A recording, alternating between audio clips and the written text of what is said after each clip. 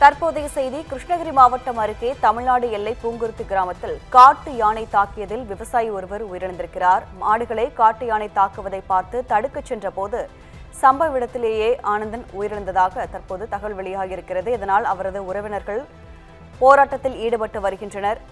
கூடுதல் விவரங்களை செய்தியாளர் சதானந்தன் வழங்க கேட்கலாம். சதானந்தன், விவரங்களை பதிவு பண்ணலாம்.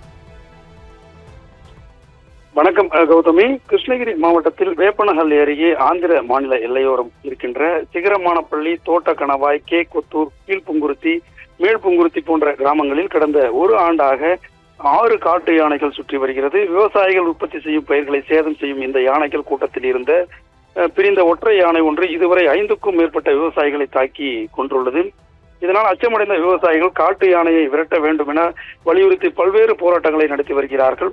வனத்துறையினரும் அவ்வப்போது யானையை ஆந்திர மாநில எல்லைக்கு விரட்டி வருகின்றனர். இந்த நிலையில் கடந்த 2 வாரங்களாக மீண்டும் அந்த ஒற்றை காட்டு யானை மேற்கண்ட கிராமங்களில் நுழைந்து விவசாய பயிர்களை சேதம் செய்து வந்தது. இந்த நிலையில் ஆந்திர மாநிலம் குப்பம் செல்லும் சாலையில் உள்ள மாநில எல்லை பகுதியை ஒட்டி இருக்கின்ற கீழ்புங்குருத்தி கிராமத்தைச் சேர்ந்த விவசாயி ஆனந்தன் என்பவர் ஆடிப்பெருக்கு விழா பண்டிகையை முன்னிட்டு அந்த பகுதியில் உள்ள மாரியம்மன் கோவிலில் பூஜைகள் முடித்துக் கொண்டு நேற்று மாலை வீடு திரும்பும் பொழுது விவசாய நிலத்தில் இருந்த பசு மாடுகளை அங்கிருந்த ஒற்றை யானையானது தாக்கியிருக்கிறது.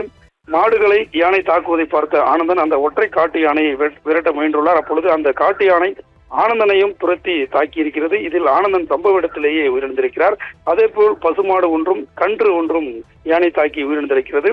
இந்த சம்பவத்தால் அச்சமடைந்த கிராம மக்கள் உயிரிழந்த ஆனந்தன் உடலை கிருஷ்ணகிரி குப்பம் தேசிய நெடுஞ்சாலையில் வைத்து சாலை மறியல் போராட்டத்தில் ஈடுபட்டனர். சுமார் இரவு 9:30 மணிக்கு ஆரம்பித்த சாலை மறியல் போராட்டம் நள்ளிரவு 2 மணி வரை நீடித்தது. இதனால் போக்குவரத்து பாதிக்கப்பட்டு ஆந்திரா செல்லும் வாகனங்களும் அதேபோல் ஆந்திராவிலிருந்து தமிழகத்திற்கு வரும் வாகனங்களும் சாலையிலேயே நிற்கின்ற சூழல் ஏற்பட்டது.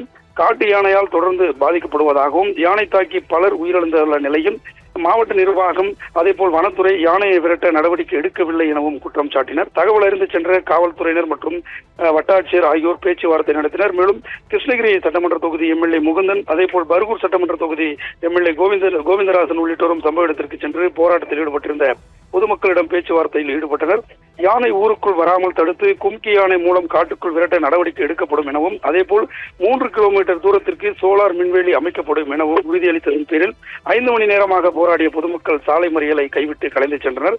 இதையடுத்து ஆனந்தனின் உடலை பிரேத பரிசோதனைக்காக கிருஷ்ணகிரி அரசு மருத்துவக் கல்லூரி மருத்துவமனைக்கு அனுப்பி வைத்தனர். தொடர்ந்து 5 மணி நேர சாலை மறியல் போராட்டத்தால் தமிழக ஆந்திரா செல்லும் தேசிய நெடுஞ்சாலையில் போக்குவரத்தானது பாதிக்கப்பட்டது. கௌதமி,